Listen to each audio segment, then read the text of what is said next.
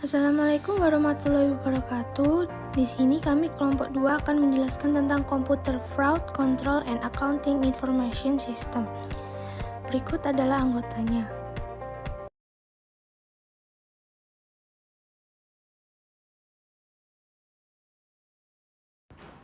Pendahuluan.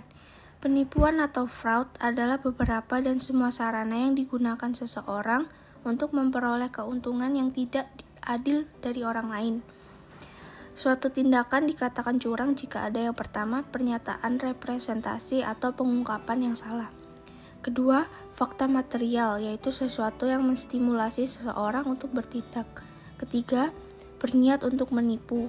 Keempat, kepercayaan yang dapat dijustifikasi atau dibenarkan di mana seseorang bergantung pada misrepresentasi untuk mengambil tindakan. Yang kelima, pencederaan atau kerugian yang diderita oleh korban. Pelaku penipuan sering dianggap white collar criminals atau kriminal kera putih karena biasanya dilakukan oleh orang dalam seperti karyawan dan melibatkan pelanggaran kepercayaan atau keyakinan. Jenis penipuan yang pertama, korupsi, merupakan perilaku tidak jujur oleh mereka yang memiliki kekuasaan dan seringkali melibatkan tindakan yang terlegitimasi, tidak bermoral, atau tidak kompatibel dengan standar etis. Contohnya, korupsi yaitu penyuapan dan persekongkolan tender. Kemudian penipuan investasi. Misrepresentasi atau meninggalkan fakta yang mempromosikan investasi yang menjanjikan laba fantastik dengan sedikit atau bahkan tidak ada risiko. Contohnya adalah penipuan sekuritas. Kemudian penipuan komputer dan ancaman SIA. Yang pertama, bencana alam dan politik, seperti kebakaran atau panas berlebihan, banjir, gempa bumi longsor, topan, tornado, badai salju, dan perang dan serangan teroris. Yang kedua, kesalahan perangkat lunak dan kegagalan fungsi peralatan. Contohnya kegagalan perangkat keras dan perangkat lunak. Kemudian kesalahan perangkat lunak atau bugs. Ketiga, benturan sistem operasi. Kemudian tindakan yang tidak diharapkan, yaitu kecelakaan yang disebabkan oleh kelalaian manusia, kegagalan untuk mengikuti prosedur yang telah ditetapkan, dan personel yang dilatih atau diawasi dengan buruk. Kemudian kesalahan atau kelalaian yang tidak diinginkan.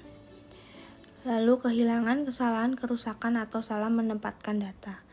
Yang terakhir, tindakan yang disengaja atau kejahatan komputer, seperti sabotase, misrepresentasi, penggunaan yang salah, atau pengungkapan data yang tidak diotorisasi, penyalahgunaan aset, penipuan laporan keuangan, korupsi, dan penipuan komputer serangan, rekayasa sosial, dan malware.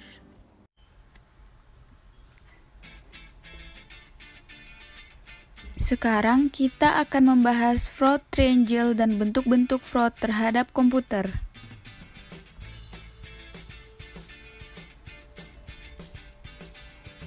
Penipuan atau fraud adalah mendapatkan keuntungan yang tidak jujur dari orang lain. Contoh penipuan yang pertama adalah korupsi. Korupsi adalah perilaku tidak jujur oleh mereka yang memiliki kekuasaan dan seringkali melibatkan tindakan yang tidak terlegitimasi, tidak bermoral, atau tidak kompatibel dengan standar etis. Yang kedua ada penipuan investasi atau investment fraud. Investment fraud adalah misrepresentasi atau meninggalkan fakta untuk mempromosikan investasi yang menjanjikan laba fantastik dengan sedikit atau bahkan tidak ada risiko. Yang ketiga ada penyalahgunaan aset atau misappropriation of asset, adalah pencurian aset perusahaan oleh karyawan. Yang keempat ada kecurangan pelaporan keuangan atau fraudulent financial reporting.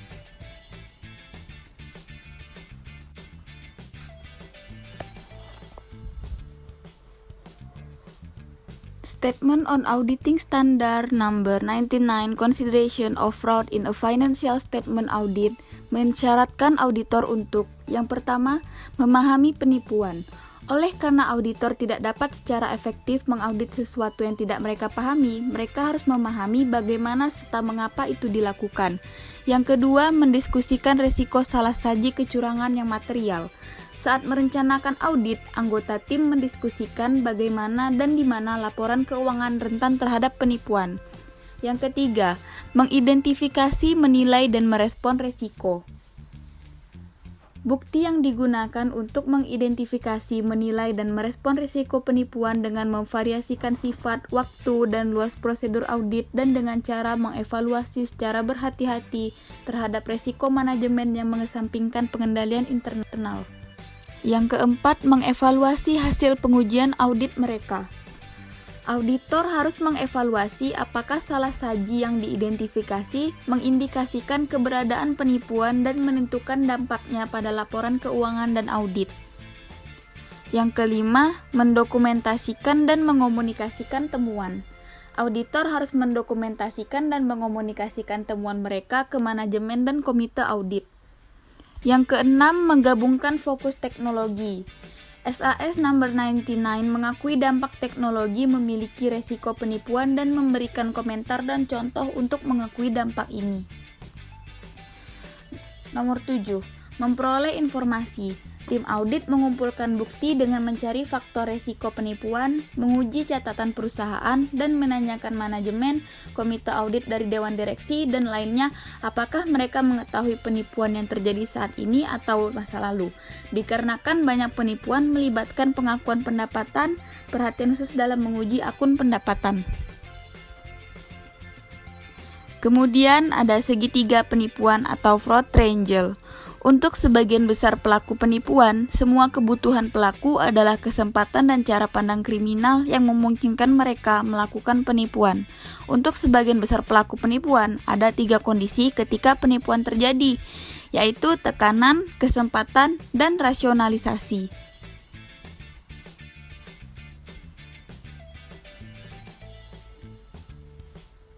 Yang pertama, tekanan. Sebuah tekanan atau pressure adalah dorongan atau motivasi seseorang untuk melakukan penipuan. 3 jenis tekanan yang menyebabkan penyalahgunaan ditunjukkan dalam segitiga tekanan karyawan. Yang pertama ada keuangan, kemudian gaya hidup, dan emosional.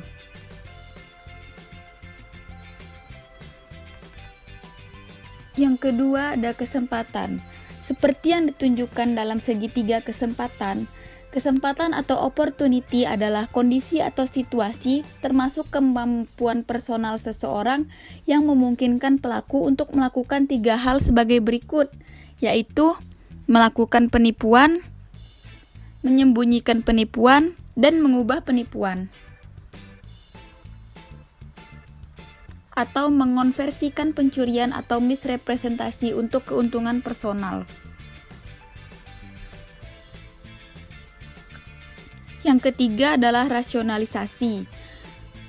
Rasionalisasi memungkinkan pelaku untuk menjustifikasi tindakan ilegal mereka, seperti yang ditunjukkan pada segitiga rasionalisasi.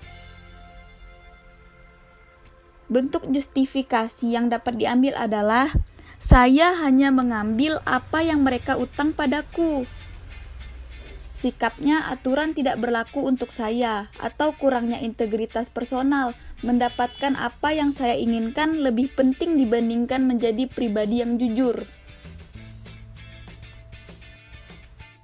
Dengan kata lain, pelaku merasionalisasikan bahwa mereka tidak menjadi tidak jujur, bahwa kejujuran tidak dibutuhkan, atau mereka menilai apa yang mereka butuhkan lebih dari kejujuran dan integritas. Beberapa pelaku merasionalisasikan bahwa mereka tidak benar-benar melukai orang secara nyata, tetapi berhadapan dengan sistem komputer yang tidak bernama dan tidak berwajah, atau perusahaan impersonal yang tidak akan kehilangan uang. Salah satu pelaku mencuri tidak lebih dari $20.000. Kerugian maksimum perusahaan asuransi akan menggantinya.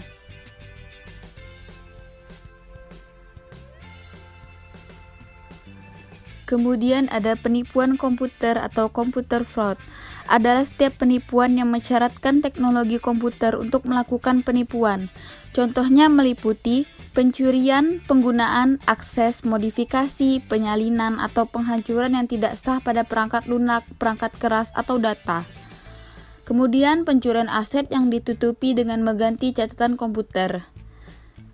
serta memperoleh informasi atau properti tak berwujud secara ilegal dengan menggunakan komputer.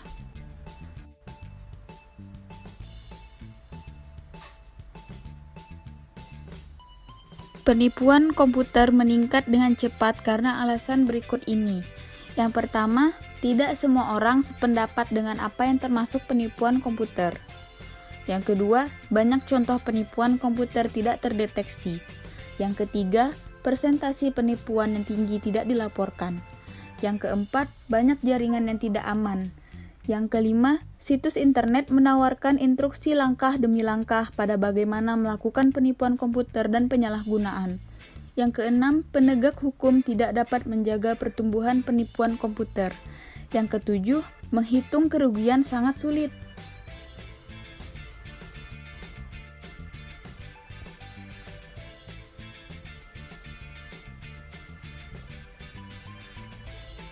Berikut merupakan klasifikasi penipuan komputer. Yang pertama, input penipuan. Cara yang paling sederhana dan paling umum untuk melakukan penipuan komputer adalah mengganti atau memalsukan input komputer. Hal ini membutuhkan sedikit keterampilan. Pelaku hanya perlu untuk memahami bagaimana sistem beroperasi sehingga mereka dapat menutupi jejak. Yang kedua, penipuan prosesor. Penipuan prosesor merupakan penggunaan sistem yang tidak sah, termasuk pencurian waktu dan layanan komputer. Yang ketiga, penipuan instruksi komputer. Penipuan instruksi komputer termasuk merusak perangkat lunak perusahaan, menyalin perangkat lunak secara ilegal, menggunakan perangkat lunak dengan cara yang tidak sah, dan mengembangkan perangkat lunak untuk aktivitas yang tidak sah. Pendekatan ini biasanya tidak umum karena menggunakan pengetahuan pemrograman khusus. Sekarang ini lebih sering ditemukan situs web yang mengatakan pada pengguna bagaimana membuatnya. Yang keempat, penipuan data. Secara ilegal dengan menggunakan menyalin, mencari, atau membahayakan data perusahaan merupakan penipuan data. Penyebab terbesar pelanggaran data adalah keteledoran karyawan. Perusahaan sekarang melaporkan kerugian mereka lebih besar dibandingkan pencurian data elektronik dan dibandingkan pencurian aset fisik. Diperkirakan bahwa rata-rata perusahaan merugi sebesar 6,6 juta dolar termasuk kerugian bisnis untuk pulih dari pelanggaran data. Yang kelima adalah output penipuan.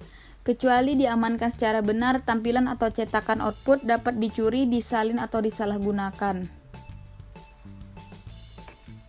Pelaku penipuan menggunakan komputer untuk memalsukan output yang terlihat otentik seperti cek pembayaran. Pelaku penipuan dapat memindai cek pembayaran, menggunakan desktop untuk memublikasikan perangkat lunak untuk menghapus pembayar dan jumlahnya, serta mencetak cek pembayaran fiktif. Kerugian penipuan cek di Amerika Serikat totalnya lebih dari 20 miliar dolar setahun.